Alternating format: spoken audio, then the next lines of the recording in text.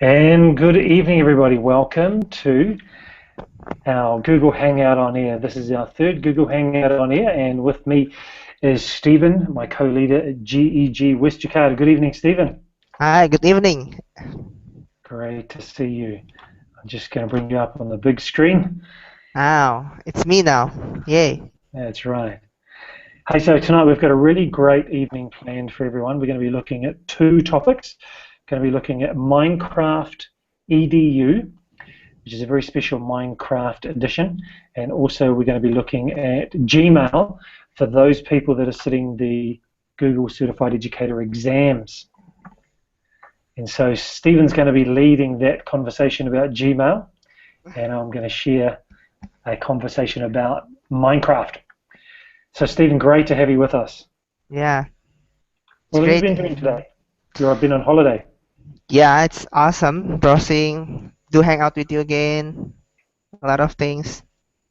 So we've got a pretty special event coming up with the New Zealand Asia Education Foundation coming over here to Jakarta. Yeah. And how many Indonesian teachers have we got involved in that project? We have like 20 and until 30 teachers are coming. I'm planning to join in collaboration and awesome. And also they're very excited to join the first collaboration with New Zealand. And yeah, it's awesome. Yeah, it's going to be a great session. We've got some good lead teachers organised as well, yeah? Mm-hmm. And what are some of the schools we've got involved in our collaboration team? Well, we have a lot of different schools from St. John schools and Springfield, my school, and yeah, also like Ananda Islamic School. We have very diverse school joining, participating, along with their. Most of them are teachers, but some of them are administrators, and also like principals. Yeah.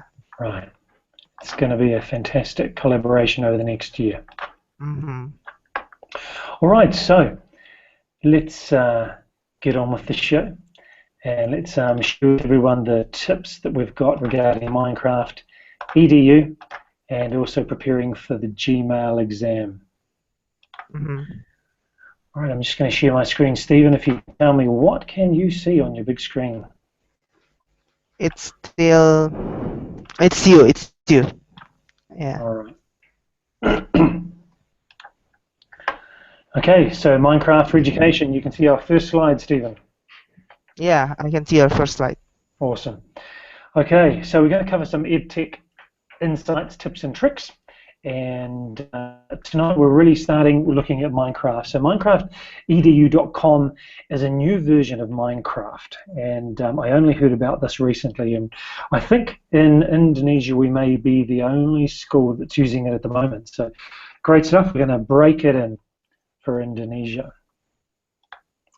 So Minecraft, as most people would know, it's one of the largest, if not the largest, player versus player and collaboration player game in the world, recently bought by Microsoft.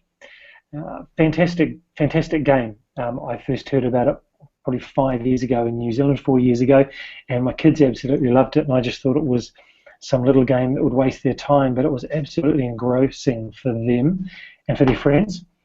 Mojang picked it up after being developed by an indie designer and really created a fantastic platform for other people to build different worlds. There's two main modes in Minecraft. There's a survival mode and creative mode. Stephen, have you played Minecraft? Not yet. I'm exploring now. Exploring now, okay. My students did. They did? How old are your students? Middle until high school. Okay. So two main modes, survival and creative. In survival mode, they must survive the winter, the elements, the zombies, everyone else that comes along. Creative mode is when they build and find supplies, and they can build their own houses and find inventory as well. Now, the purpose of the game is to build, explore, and survive, but Minecraft EDU takes that to a new level. We're going to get there very, very soon. But the key thing about Minecraft is you can play that game alone and build your own Minecraft, or you can play it online with other collaborators as well. Amazing thing about it is it works on nearly every platform you can think of.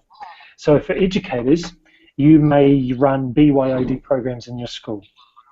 And because you're running BYOD, some kids may come in with their handphone, their mobile phone. They may have a tablet, they may have an iPhone, they have Android, they have a laptop, they have a MacBook. It doesn't matter what the platform is, Minecraft will still work on it.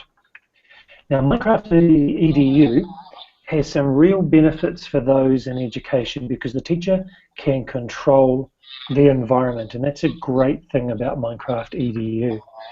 I heard about it because I took a MOOC course on Canvas Network. This was Minecraft for educators, and you can see this gentleman by the name of Joel Mills. And Joel is an incredible educator from the UK. He built this course to explain about using Minecraft in classes with kids of any age. And I managed to tweet with him and have a live Skype with him about a week into the course.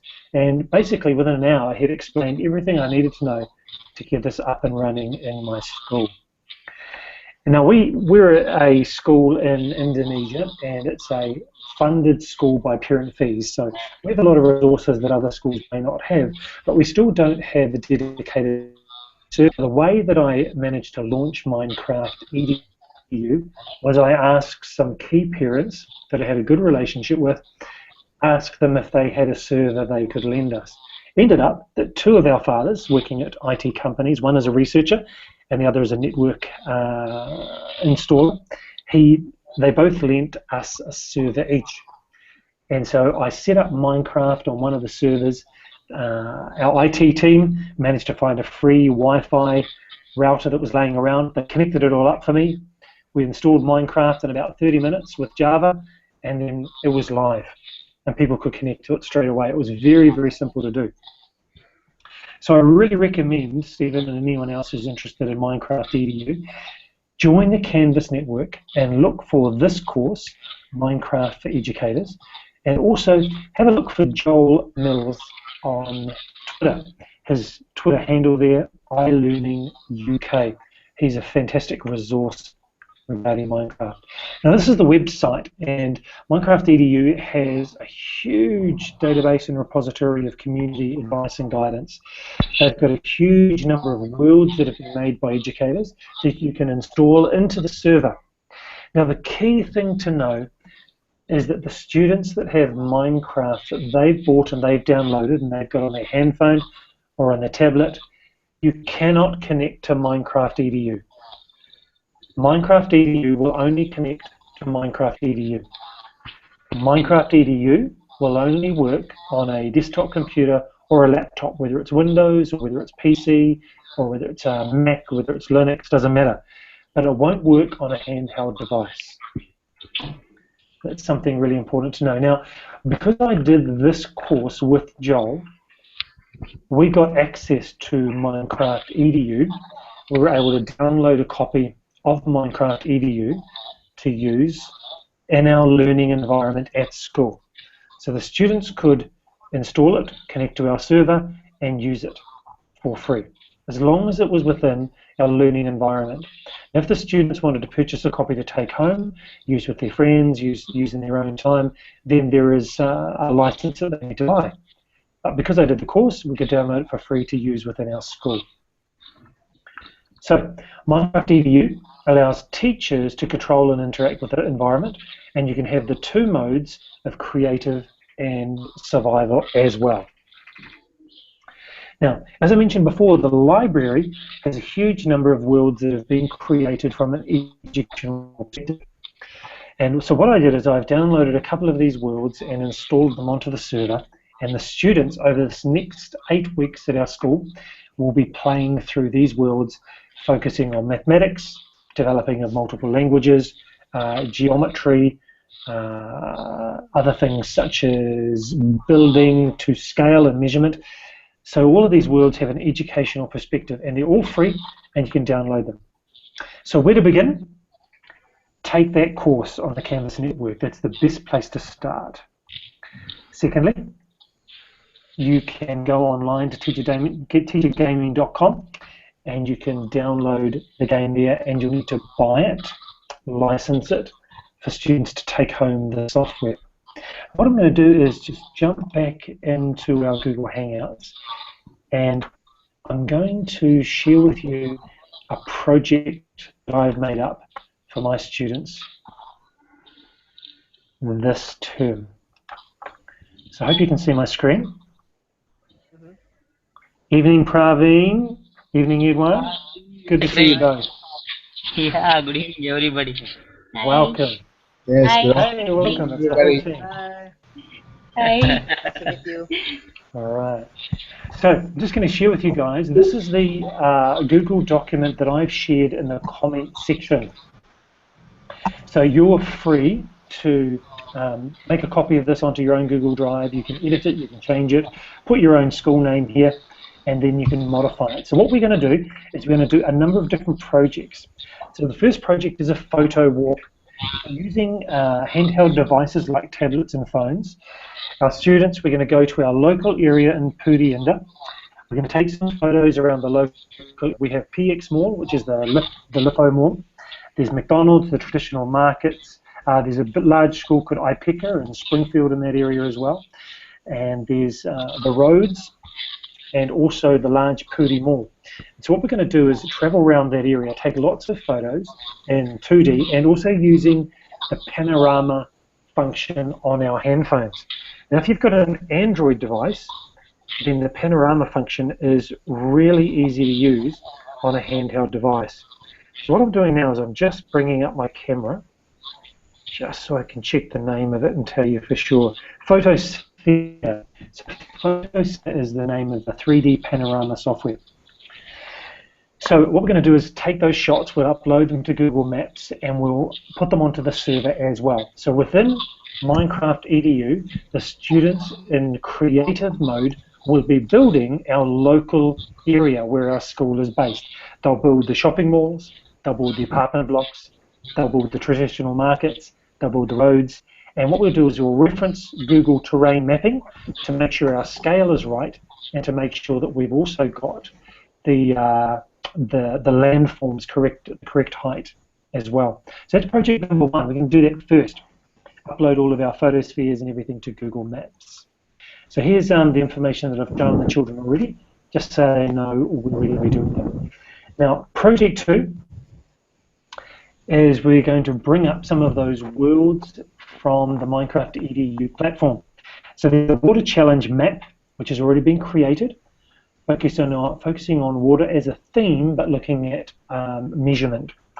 Then the Land of Turtles, which looks at distances, paleontology, looking at history and archaeology, and decimal triathlon, focusing on maths, of course. So I've had a look at those worlds and the recommendations, and you can see the different age groups. So secondary 1 to secondary 4 is really grade 7 to grade 10. Primary 1 to primary 5, we're talking elementary 1 to 5. Primary 6 is elementary 6 or grade 6 to grade 10. And so those are the age ranges there that are appropriate for those worlds. So in teams, they're going to make their way through those worlds in groups. The world will be saved, they'll earn points, and they need to pass through those challenges. So project 1, going out into the real world and building. Project 2, using the worlds off Minecraft EDU. And project 3, which kids are looking forward to the most, match. And so we're going to unleash the survival mode. We're going to make the difficulty at hard level because we can set the level, and we're going to be in teams of 3 or 4. Wow. We're going to allow there to be fire and TNT, and we're going to unleash the monsters and the animals, and the students in their teams over the period of a couple of afternoons, they're going to go hard on Minecraft EDU and try to survive, battle each other as well. They'll be able to generate structures to protect themselves. They'll be able to respawn or teleport themselves, and we'll get all that on some afternoon. So yeah, the kids are very excited about that, as you can imagine.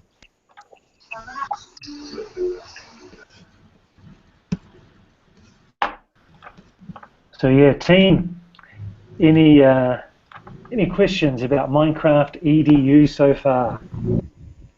I want to ask, Steven? is it part of extracurricular, or you make it like intracurricular program? Is it It's really like going to be after? intercurricular. It's a great question. So we're actually going to do this during lunchtime. So how I set this up is that I set up a number of Google Forms. I email those to the parents and say, this is my concept of what I want to do. I've spoken about it with the students. They're really excited. Thanks to the dads that gave us the servers. Here's some websites of Minecraft EDU being used. Do you give permission for your child to do this during school time, lunchtime or after school? So when the parents gave permission, they could register the kids online, and then as I unleashed more information, I got the kids to keep re-registering to up the ante to just really make sure that they were committed to doing it. One of the requirements was that they had to bring a laptop to school as part of our BYOD program. Because remember, Minecraft EDU only works on a desktop or a laptop version. And so then I set up a Google Classroom. And so in the Google Classroom, I invited all of those kids who had approval and started giving them the project and giving them the times. Now, in Teams, we've set the server up in our library. So in Teams, they will be rotating through because our library is not massive. And we've got about 45 children who said that they want to do this. So a large number. Wow. Awesome. So, yeah, it's great. So what we're going to do is give them rotation through the lunchtimes, and then they can challenge each other and play and work their way through the projects. Now we're going to do that. One of the requirements was they had to be willing to come at least one afternoon and also one Saturday this term. So through the year, we've got what's called our schemes of work. Now our schemes of work outline for us at our SIS group of schools what we're going to be teaching in maths and in science and in English. And so we're going to pull together some of those topics and make sure they match the words that we're using in Minecraft as well. So I think your question, Stephen, was, is it cross-curricular, is it separate, is it CCA, is it after school?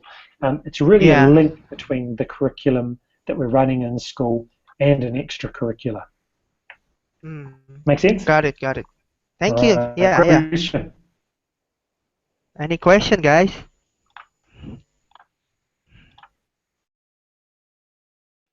Praveen, you got any questions? You're muted at the moment.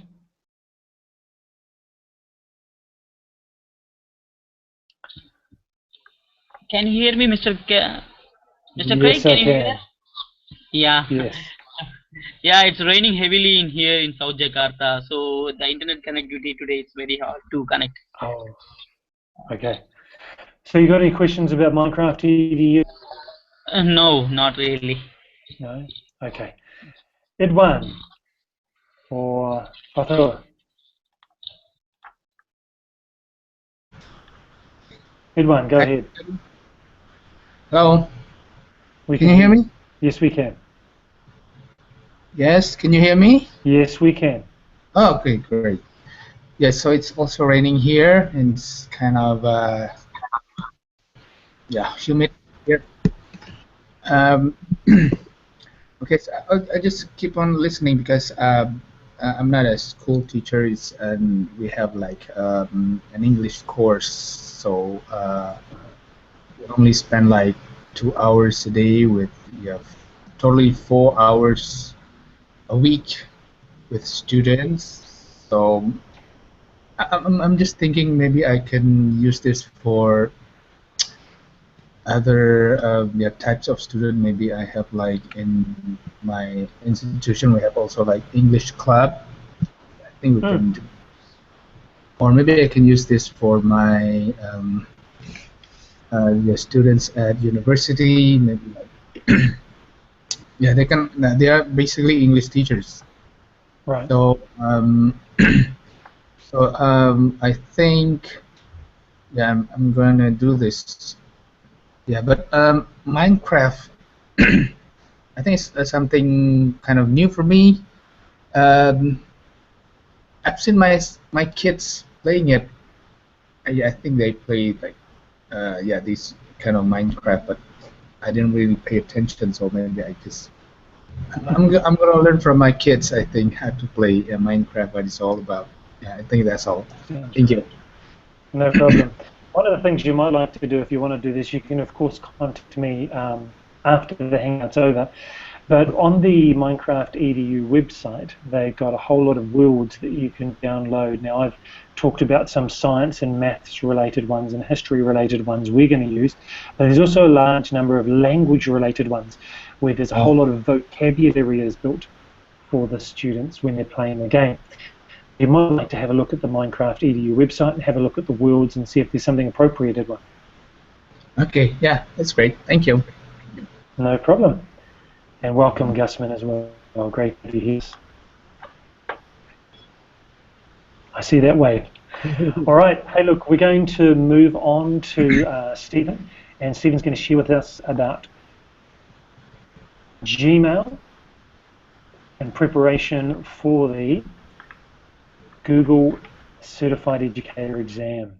So some Gmail tips and tricks. Stephen, you might want to unmute yourself, and over to you.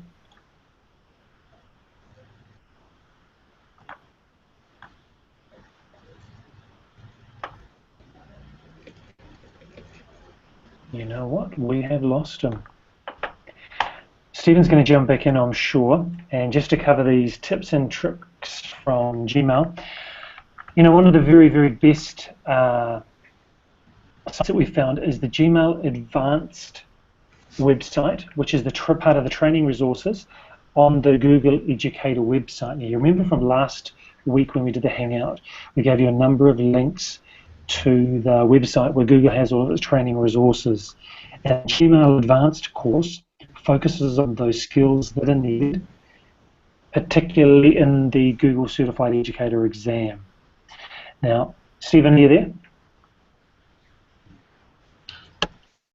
Okay, so one of the questions that will be covered in your Google Gmail Certified Educator Exam is about the different organizations of messages.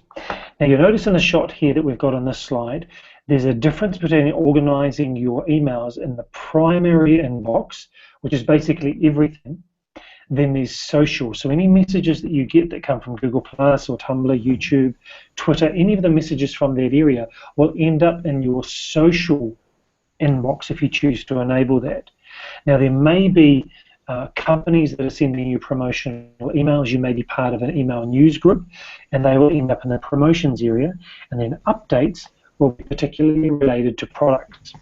Forums are any Google groups that you belong to in your organization or on your domain, or you may have joined for some learning. Maybe you're involved in a university, and this could be a forum from your course. So in your Google Certified Educator Exam, it will ask you which of these types of inboxes can you enable, and you enable them by clicking the gear icon on the top right. Now, you're familiar with the gear icon, and you enable those message boxes. What the exam will do is it will try to throw you off. It'll give you some names of mailboxes that don't exist, like maybe dog food. And so you need to identify which set of mailboxes you can enable. Now, Stephen, back to you. Yeah. Yes.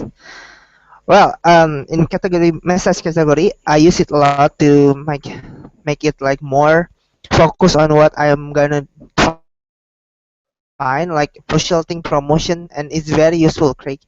All right, next slide, Craig. Okay, this is the advanced search. Have you ever used that before? This is a very useful box for you. If you can see on the top of the Gmail box, you can see if you can find like if you want to find email from your friends, like from or specific words on it, you can just type it and you can just use the words. If you can see there in the slides, you can use very specific search, right, Craig? Excellent. You want to add? Okay, next. This one is Google Group.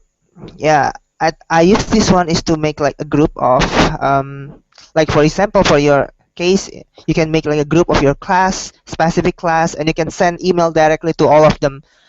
If you can choose like Google Groups, it's very easy. You can find it in the box, the right on the top box, and you can find here in group box. See the circle one. and then after that you can create a group of yours, directly send it. Like this? Yeah, like that. You can Okay. find it very easily in the box. Yeah, Google Group. And then Google Groups. Uh-huh. Stephen, with these Google Groups, I was a bit confused when I started using them, and I was going through our domain at school, so siskjonline.org, and I was trying to create Google Groups, and I was trying to add people who weren't part of our domain, and I had some troubles with that. With a regular Gmail account, can you set up Google Groups? I haven't tried very deeply about that, but actually we can add like it's like a forum, Craig, discussion forum. So when you add people and you can chat, it's just like chat with the email. Yeah, everyone get the same message, like discussion forum, I think. So it shouldn't matter what domain it is. Yeah, it should be. Okay, that's very good. I'm gonna explore that. Maybe next. Yeah, that one is the one when you can add the group, add specific detail on the group. For example, like you want to add specific description on the pictures, what kind of, and then you can add emails, something like that. Okay. Next slide, maybe. This one is Hangout at Gmail. I am sure you all are familiar with this because, yeah, at Gmail you can actually directly hang out. Do Hangout at Gmail just easily on the click on the left box. Well, I think GCE just asks where is like how you start Hangout Gmail at the Hangout Gmail, and you can just add and circle that to make it like to keep it on the box of Hangout. Do you want me to just bring up my inbox? Yeah, you can show it, correct. Yeah. Can you see my screen there? I think almost everyone are using this. I'm using this for easily, yeah. See on the left box here. So it's loading the. On the box you can search people, right? If you can find people. It's me. It's yeah, a lot of people. You can easily just type, find them, and easily search it. Invite to chat. That's right, Craig. Great. I'll do that. And it's sent an invitation. Okay. Good. All right. That's it. How you and I do it all the time, right? Yeah, almost every day, I think, Craig. So when I click on Stephen on the left-hand side here, it brings up the Hangout box from our conversation earlier today when we're talking with Jeff about our New Zealand Asia Education Meetup. Okay, and we can video call in here and make a voice call as well. Yeah, you can choose actually. Excellent. Video or voice call. Look at that great picture. Who's that? GEG. Yeah, this is very nice. Yeah. Awesome. Very nice background. All right. Stars. Stars. All right. I'm actually not really using this a lot, but maybe some people are using this just to like give a mark of it. Maybe, Craig, you can add on this maybe. Yeah, I use it if I've got something like I'm doing my PhD and I want to be able to find my supervisor's emails to me very, very quickly in my inbox because I have something like 19,000 emails from all the mail groups that I've joined. So if it's someone that I want to find very, very quickly, then I do use the stars. Other than that, I never use them. I never categorize emails or people using them. But I remember there was a question on the stars. It was asking how many stars, how many different varieties of stars can you enable at any one time was the question. Yeah, do you still remember how the exam? Yeah. I think they asked it. I just remember. I forgot what kind of question. All right, next. You know what I did? You can maybe show it. You can show it. I think it's in labels. You know what I did? The labels. Stars, show, hide, show and omit. No. What I did is I think I Google searched the answer to that one. All right. Tasks. Next, tasks. Again, I'm not using this a lot, but maybe you can show it, Craig, on the Gmail. Yeah. To find the task, click that, and you can choose task, the third choice. Sorry, I'm just going to jump into my inbox here. So mail, I Mm-hmm. got mail, contacts, and tasks. I'll click tasks. There we go. Can you all see That's it. that? Yeah. Okay, so I can click the plus to add a task. Is it like Yeah. reminder? Yeah, there's a reminder. You can set a date for it, and also when you're in an email, Mhm. for example, here's an unread. I know Susan is doing through Global University a course, and she submitted her assignments, and she's getting ready for the exam. I can click on this. Notice we're doing this devotional series as well. Let me just pick one. Let's pick this. This is a group from Indonesia, and I don't ever go, but if I click, oh, forgive me, if I click No. in here, I can select something.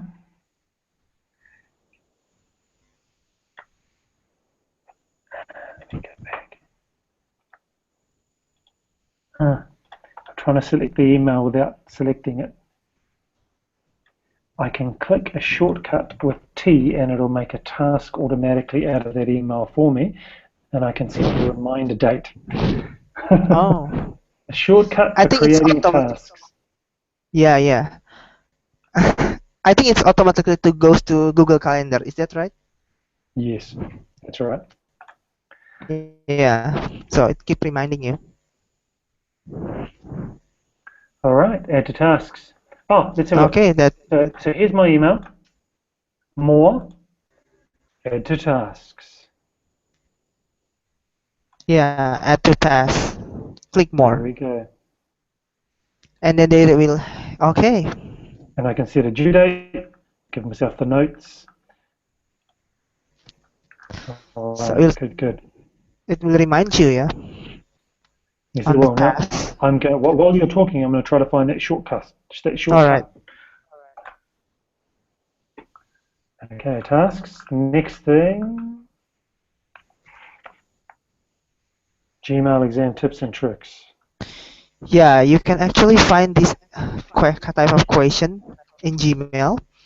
To be honest with you, I feel like when I've take the exam, Gmail is the hardest one, and at first I didn't believe it, but yeah, it's very for me it's the hardest one because somehow you use this a lot, but the question is very like unfamiliar for me. Like if you can see there, a group that a Google group, contact group, and they said like contact group, and very technical, Craig. So this is one of the things that the test takers should notice. So they often like use Google Gmail a lot, but somehow they didn't get some of very detailed and specific technique of how using Gmail, like the question. Maybe we can discuss or give example. Yeah, it was very specific, and the thing about the Google exams is, of course, they change the question types. And That's it. so you can see that gives you some different answers. You need to choose which ones go in the different slots. But I think this Yeah. Quizlet platform that you've shared with us, that's a very good one. Yeah, it's nearly similar with the question on the real task. Hmm. That's why I call it very hard. But yeah, as long as you can search. I think from the certified educator exams, I think Gmail or Sites, though either one of those two was the hardest actually, because you use it every day, but you don't think about it, right? It's like riding a bike. Someone asks you, how do you ride a bike? And you have to explain how you pedal and balance and everything. You just can't do it, or That's drive in right. a car. Yeah.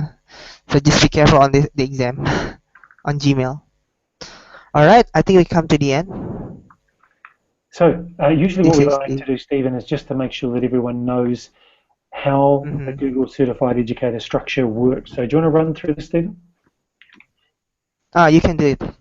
So with the Google Certified Educator exams, you need to pass 5 exams, minimum score being 80. If you get 79 in one of those exams, you won't get your Google Certified Educator certificate. So you have to pass all 5 exams to get the certificate. You'll have to re-buy the exam to sit it again. But once you get all 5 passed, then you become a Google Certified Educator. And I did it over a weekend. went hard out, did the exams, did 3 in a row, and then I did another 2. Had Google, the Google Educator site open so that I was learning before, and then I closed it when set the exam and had my search window open as well. So it is $15 per exam, $75 US in total. But if you're part of GEG West Jakarta and you come to our training series and you do the basics exam, which is free first, then you can apply for a voucher. We want you to be really confident before you apply for the voucher. So that's why we're doing the training series. We've done Drive, and we're going to be doing other parts, other exams as well. That's the whole point of why we're doing this Hangout series. So the style of different questions could be multiple choice and true, false. The content will be theory and application. So rather than just what is, it will be how do you use is the application. And even if you're sitting next to someone who is doing the exam at the same time as you, the exam questions are randomized. Yeah, so what it'll look like, you've got 90 minutes to get it done. If you don't get it done within 90 minutes, the clock stops and your access is closed. So we really recommend you go to the Google Education Training website. We've got the links in the slides and in our previous slides, and they'll be in the chat boxes as well. Check out the tips and tricks, such as that Quizlet site, and you can always Google search while you're doing the exam. Let's just roll back to our Hangout, see if the team have any questions about the exam. So if you'd like to ask a question, just jump off the mute. Any question, guys? I just want to remind you that today is the last day for you to redeem the voucher. Yeah, we already registered. Yeah, I believe you all do. Yeah. Yeah. We already registered. We are waiting to, I mean, like, we are practically doing the Gmail, Google sites, and the remaining things. We are now started using the Google Calendar also. So I also started preparing in spite of like the practical thing where I am following the lessons which is given on the Google sites. So what I am doing is like I want to be more perfect before taking the exam, and I will do it. Once if I am done, of course, Mamsa will be along with me. She will also finish her exam. Yay! Awesome. Good luck, Raven. Yeah, very, very good. Hey, it's great to do the preparation before you do the exam. That's really important. I think if I did not look at those Google education sites and run through those lessons, I would have really struggled. And one of the other things that really helped was looking at the mock exams that are online as well. There's some websites that I put in the very first Google Hangouts on here that we did, has some links to a website that actually has some questions from the exam that you can have a look at. And having open a search window while you're doing the exam, because you have 2 windows open, just to confirm that the answer that you're giving is correct, is okay. That's right. Me too. That's right. Yeah, what tips? Yeah, Guzman, maybe. You have any question?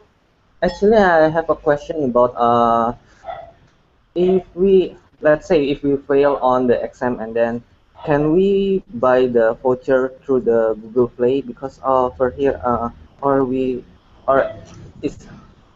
can you tell me the way on how to buy the voucher? I'm not planning to fail actually. We don't, right? Yeah. Just prepare it before. So Stephen, from my memory, if you Google search Google Certified Educator Exam, take exam, we can actually, I'll find it, and after we finish this Hangout, I'll put it in the links in the comments section. But there's a specific testing website, and you'll need to set up, Gusman, an account at the testing website. And so if you're purchasing the exams and paying for them, then once you've set up your account, you can use your credit card or PayPal, I think, but definitely your credit card to buy the exam. This exam I bought before I knew we could get a voucher through GEG. And so you can buy it, but you have to set up the exam first, and I'll give you the link for that. Now, if you're, of course, part of GEG West Jakarta, or part of our groups, and you've got the exam voucher, then when you've set up your account, you just enter the code of the voucher, and it will give you the credits, and then you can sit the exams for free. The credits from the voucher will sit there in your account until you've actually used them all up. And the credits are specific for the different exams that we do, such as the Gmail one, the Drive one, the Chrome one, and so on. Stephen, sounds right? Yeah, that's right. You can easily buy it to credit card. Yeah. Okay. By clicking the link, I think. Yeah, that's all. All right. Well, Anyone? I'll set that up. I'll set the link into our comment section after this. Oh yeah. Sure. Okay. So what I'm going to do is just go back now to our slides. And the rain is pretty heavy here in West Jakarta at the moment. So, good luck to everyone sitting their exam. Do use the tips and tricks.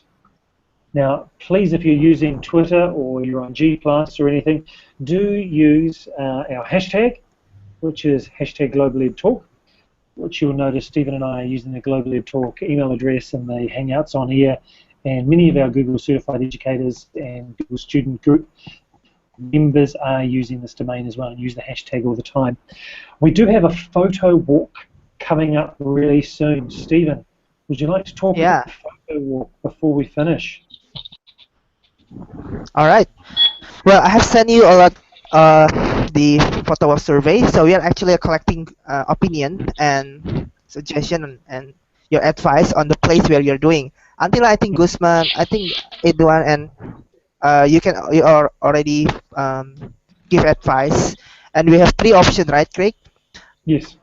Three options for going photo walk. First is like heritage photo walk. We are planning to go to Kota Tua and around that place, and then we also like have a CBD photo walk. It means like we are going to like a Sudirman place or like very business center place to take picture. And the last one is this campus photo walk. So maybe it will be just around the campus or specific schools. So we actually ask your suggestion or advice. If you have any ideas, any input for our photo walk, it will be on May 9. It's in the morning. So it will be our first outdoor activity, I think. That's right, Craig? It will be with GEG in the wild. Yeah, it's time for us to use our gadget, our camera, to walk around. You're all on the top list, and you must be joined. That's right. Uh-huh.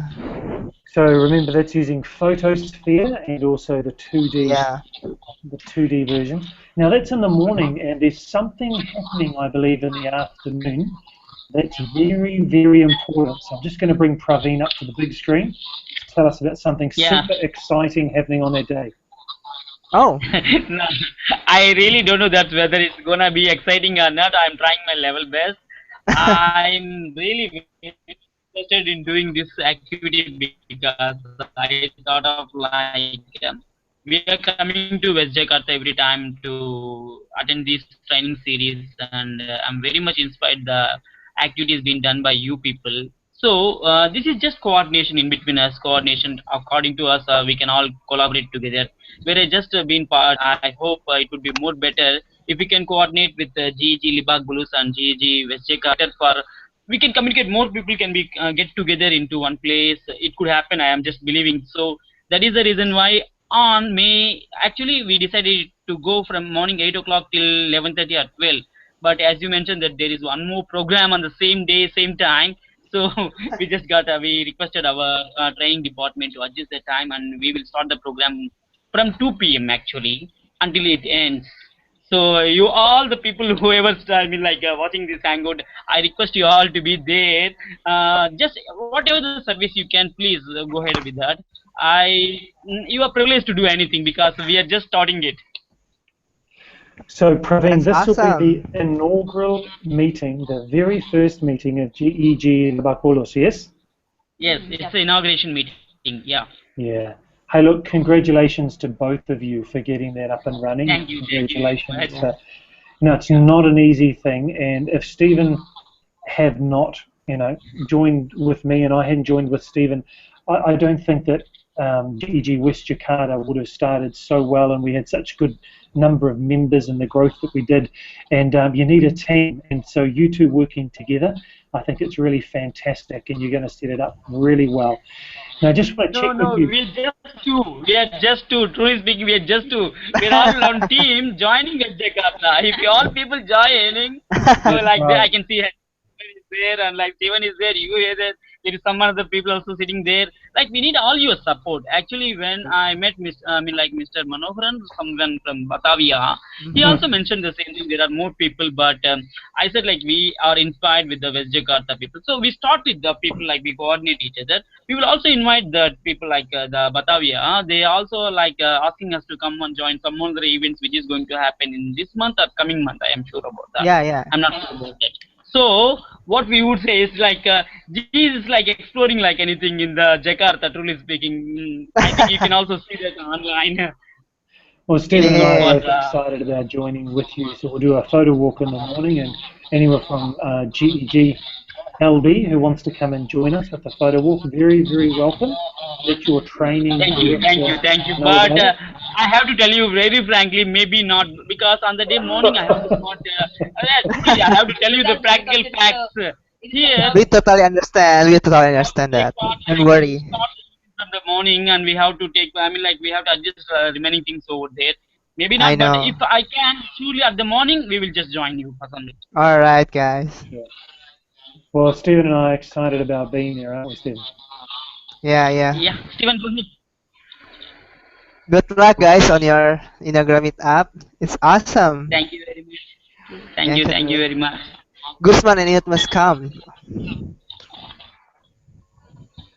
Must come. Very good. Be great to have everyone there. Yeah. Hi, Okay. Guzman. Well, look, thank you much to all of you for joining this evening. Stephen, if there's nothing else, we will call it a wrap. Yeah. Okay. Good job. Gusman, Edwin, thank you very much for joining us. Really, this this kind of we need more hangouts like this. But Yeah. maybe on Saturdays or Sundays it would be more preferably better. I'm telling you the fact. Yay. If it's not raining, see today the net disconnected 3 times. I'm surprised. I'm using Bolt 4G, but still it's disconnected 3 times. That is The same. Yeah. You can't play cricket in the rain. Yeah. All right, everybody. Thank you for joining us. So I'm Bye, Craig, good night. and very, very delighted this evening to have so many people join us. And obviously we're from GEG West Jakarta. We've got GEG LB, and great to have Gusman and Edwin along tonight. And have a great evening. And we hope to see you again for the next GEG West Jakarta event, launching GEG LB, and for a photo walk as well. Thanks for joining us. Good night. Good night, Thank you. guys. Bye. Bye. Bye bye.